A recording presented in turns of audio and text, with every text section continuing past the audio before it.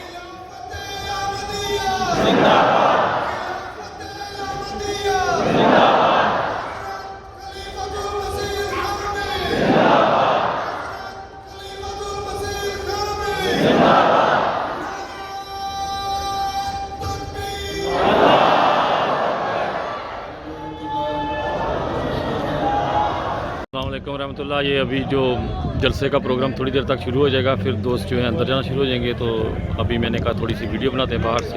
ये अभी चाय का स्टैंड, वहाँ पे जो है वो शज़ान या किसी ने कोई जूस वगैरह पीना हो तो यहाँ पर जो है वो पी रहे हैं दोस्त और इन्जॉय कर रहे हैं साथ, बहुत सारे दुआओं के साथ। याद रखिएगा। ओके लिखता।